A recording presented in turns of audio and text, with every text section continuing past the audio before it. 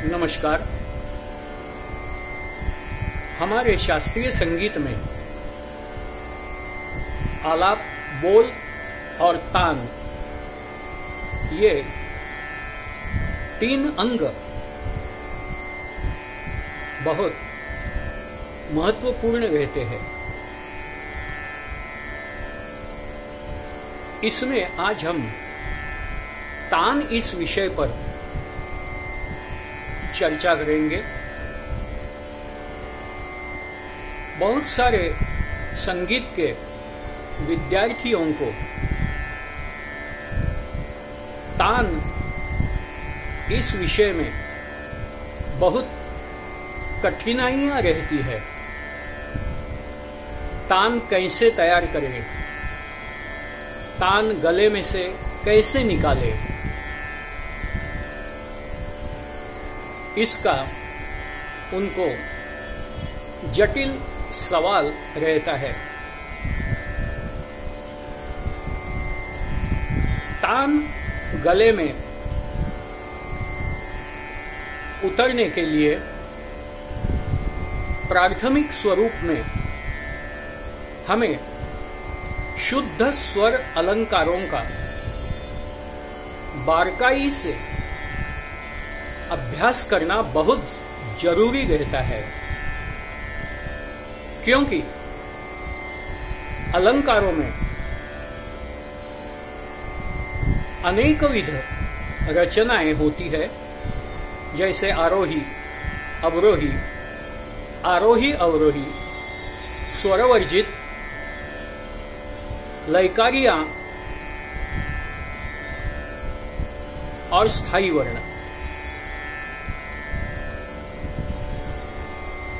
ये सब की रचनाएं हमें शुद्ध स्वर अलंकारों में मिलती है। इसलिए अगर हम शुद्ध स्वरों का पूरी ध्यान से अगर अभ्यास करें तो हमें आगे चलकर तान लेने में कहीं भी कठिनाइयां महसूस नहीं होंगी। तान पहले हमारे दिमाग में तैयार होनी चाहिए और बाद में वो गले में जलद गति में उतरनी चाहिए और एक स्फूर्ति से वो हमारे गले में से श्रोताओं तक पहुंचनी चाहिए। ये जो स्फूर्ति है वो कैसे मिलती है? तो हमारे रियाज से और अभ्यास से। शुद्ध स्वरों का अभ्यास जैसा जरूरी है, वैसे ही मेरखंड पद्धति का अभ्यास भी तानों के लिए बहुत जरूरी महसूस होता है। मेरखंड पद्धति यानी 3 स्वरों में कितनी वैरायटीज होंगी, 4 स्वरों में कितनी वैरायटीज होंगी, 5 स्वरों में कितनी वैरायटीज होंगी, इसको मेरखंड पद्धति कहते हैं। कुछ घरानों में यही पद्धत है कि राग के स्वरों की बढ़त इस पद्धति से की जाती है। तान राग का स्वरूप स्पष्ट करने में थोड़ी पीछे रह जाती है, लेकिन बिना तान गायन हो ही नहीं सकता। अगर तान नहीं तो श्रोताएं पूरे गायन का आनंद उठा नहीं सकते। इसलिए आज हम कुछ तानों के प्रकार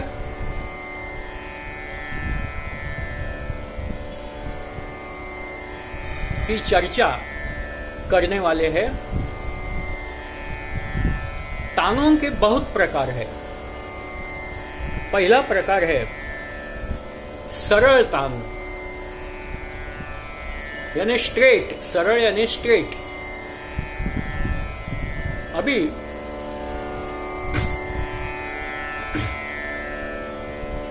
देखो, स्ट्रेट तान यानी सा,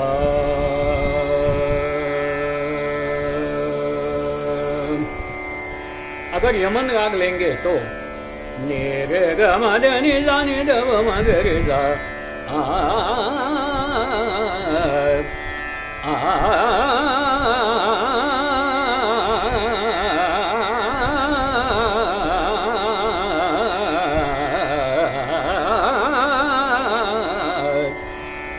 ये हुई सरल तान। इस तान में किसी भी प्रकार की कॉम्प्लेक्सिटी नहीं होती है,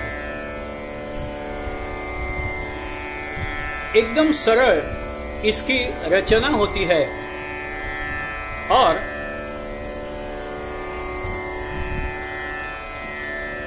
ये तान ग्वाल्हेर घराने में गाई जाती है।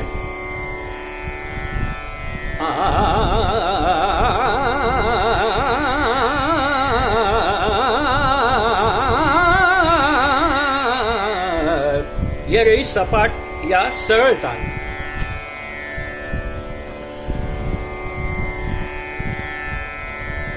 बाद में अलंकारिक तान, जो हमारे शुद्ध स्वर अलंकारों पर आधारित रहती है। लेकिन एक बात ध्यान में रहनी चाहिए कि शुद्ध स्वर अलंकार गाना यानी तान गाना नहीं है। तान अलग है, शुद्ध स्वर अलंकार अलग है। तान में सिर्फ शुद्ध स्वर अलंकारों से हम रचना जो है वो लेते हैं। तान में अगर आप शुद्ध स्वर अलंकार गाते हैं तो वो कभी भी पूरा नहीं गाने का।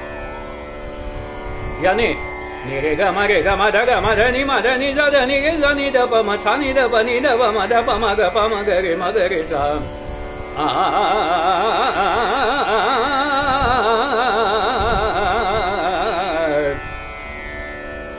क्या होता है कि श्रोता बोलेंगे कि ये कलाकार तो अलंकार गा रहे हैं।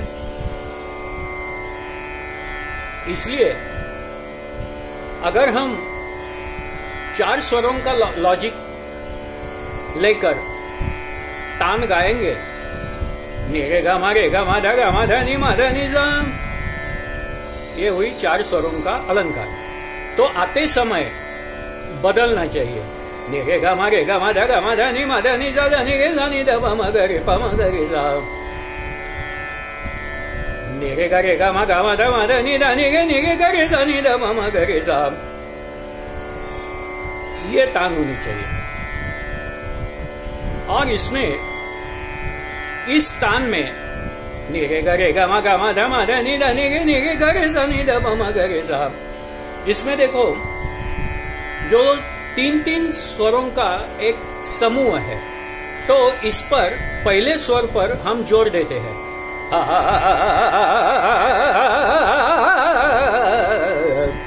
ऊपर के ग पर भी जोर दिया और नीचे आए।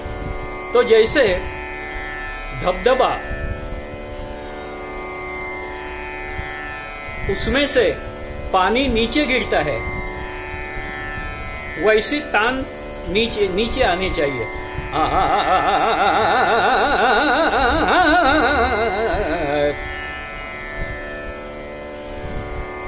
अगर हम आते समय दूसरा अलंकार लेंगे,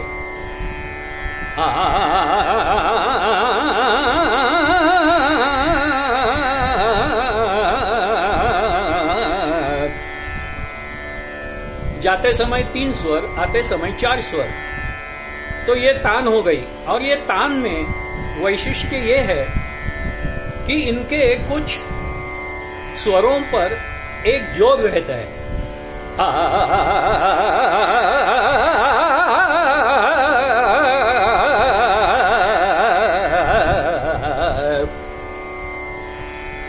यह अलंकार में नहीं रहता है। तो जितने भी अलंकार है, 3 स्वर, 4 स्वर, 5 स्वर यानी निगे निगे गरे गरे गमा गमा गमा ध म ध म ध नि ध नि ध निगे निगे निगे गरे ध नि ध प म गरे सा। तो ये अलंकार के बेस के ऊपर ये तान हमने गाई। अभी नेक्स्ट तान है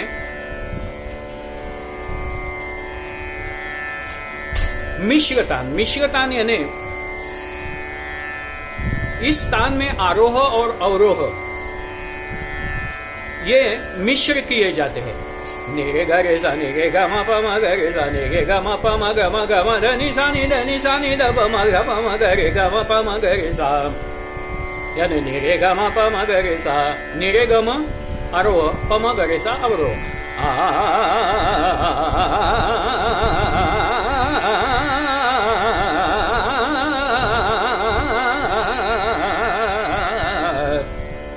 ये मिश्र तान हो गई। अभी आगे जाएंगे कूटतान। कूटतान यानी कॉम्प्लेक्स तान। यानी देखो निगे निगा रे ग रे म ग म ग प म प म ध प ध म प ग प म प ग म रे ग रे म ग प म प म ध प नि ध सा नि सा नि गे सा रे नि सा नि ध प सा नि ध प ध म प ग म प म ग रे म ग रे सा नि गे सा। इसकी रचना कॉम्प्लेक्स रहती है।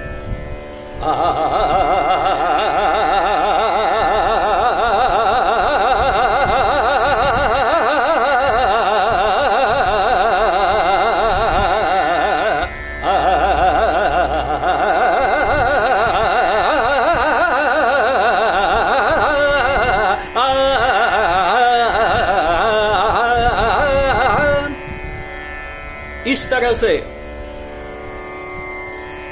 जो तान की रचना होती है और इसमें जो आवाज पर, स्वरों पर, विशिष्ट स्वरों पर जोर दिया जाता है, उससे ये तान बनती है।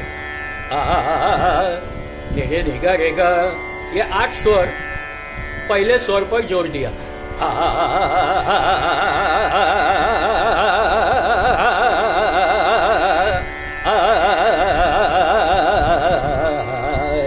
ग म रे ग सा रे नि सा ध नि सा। इसको कूटतान बोलते हैं। ये जयपुर घराने में ली जाती है। अभी आगे का प्रकार है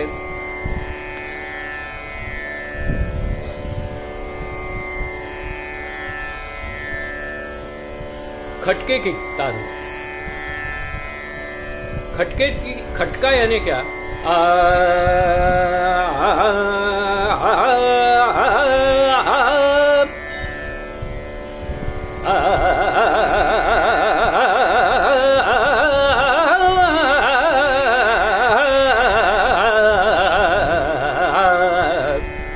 इसमें खटका रहता है।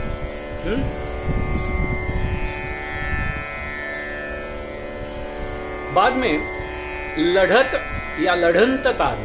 इसमें हमारी बराबरी की लय और आड़ लय, इसका मिश्रण रहता है।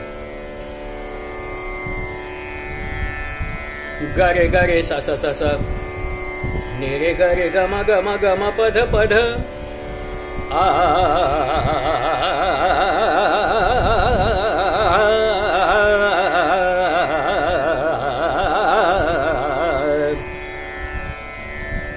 गम गम पम पम प ध प ध प ध म म प म प ग गम गम गे गे गरे ग स नि गे गम प म गरे म गरे स ग गे स। हाँ, बाद में गीटकड़ी या गीटकली, ये प्रकार है तान का। इसमें दो स्वर शीघ्र गति से गाए जाते हैं, यानी निरे निरे रे गा रे गा गा मा गा मा मा ध मा ध ध नि ध नि नि रे नि रे गा रे ध नि ध प मा गा रे सा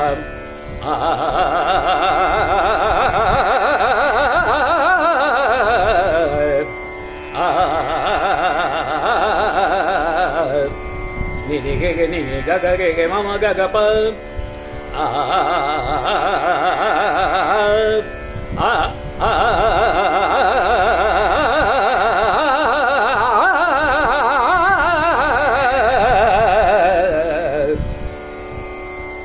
इसका नाम गिटकली तान है।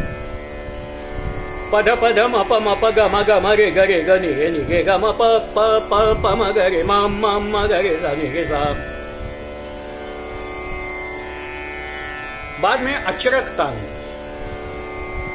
अचरक तान में एक सुर दो बार लेते हैं। इसको हम स्थायी वर्ण की तान भी कह सकते हैं। एक स्वर दो बार या तीन बार या उसका कॉम्बिनेशन, एक स्वर दो बार दूसरा स्वर तीन बार, ऐसे हम लेते हैं। देखो कैसे।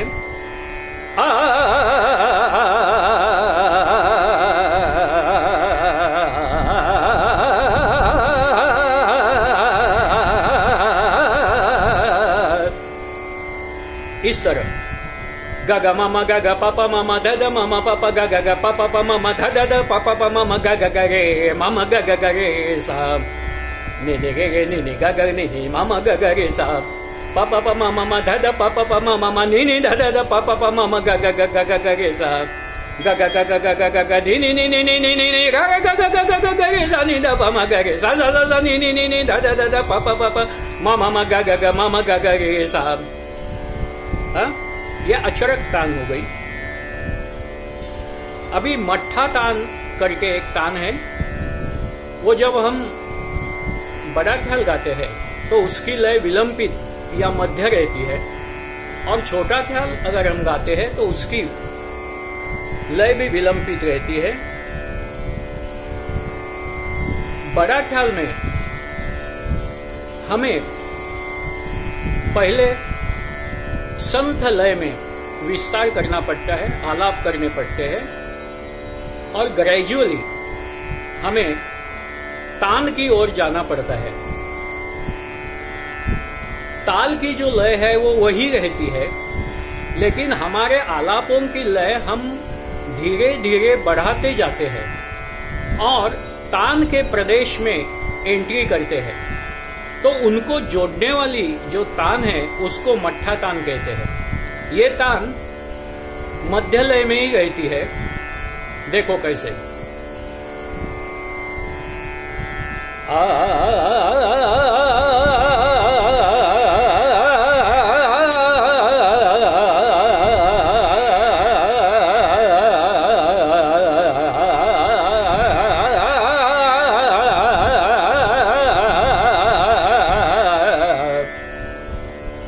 अभी जो तान की लय है, ये लय बहुत कम रहती है, क्योंकि तान की जो लय है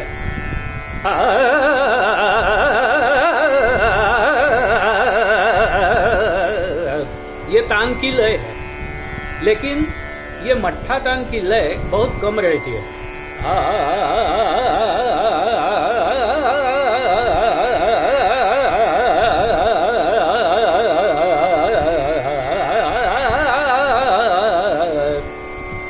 तो ये हुई मट्ठा तान। बाद में चक्रकार तान। इसमें विशिष्ट स्वर समुदाय चक्राकार गति से घुमाया जाता है। धनी धनी धनी धनी धनी धनी धनी धनी ध मा धनी ध मा धनी ध मा धनी ध मा धनी ध प मा ग मा प मा ग मा प मा ग मा प मा ग रे ग मा ग रे ग मा ग रे ग मा ग रे सा।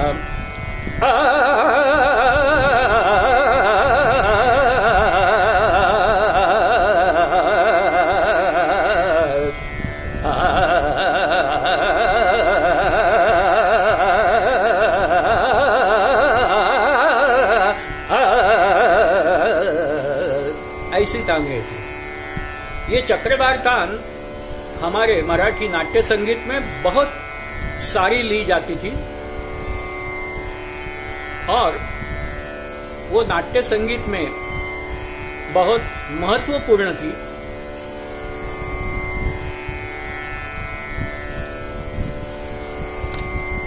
तो इतने हुए तानों के प्रकार।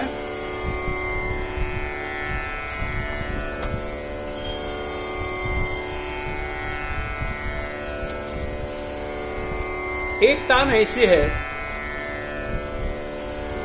कि तान का जो अंतिम स्वर है उस पर वजन दिया जाता है। गमपा गमपा मप्पा मधनी धनी धनी धनी सा, इस प्रकार।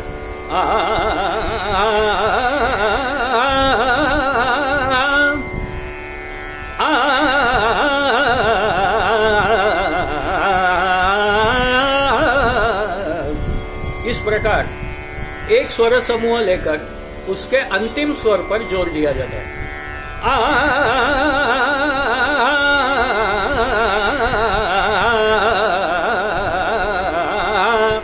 इस प्रकार ये एक तान का प्रकार है। तो इतने सारे प्रकार हमारे गायन में आने चाहिए। और दूसरी एक महत्व की बात है कि हमारी तान बहुत सुरीली होनी चाहिए। हमारी तान से श्रोताओं को आनंद मिलना चाहिए, वो सुमधुर होनी चाहिए। ज्यादातर क्या होता है कि हमारे गले से तान लेते समय नॉन म्यूजिकल साउंड भी निकलता है। जैसे हम हंसते हैं तो उसमें नॉन म्यूजिकल साउंड रहता है।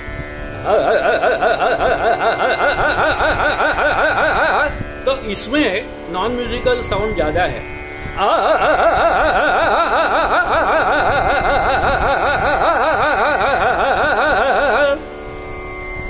हाँ? अभी यही स्वरों में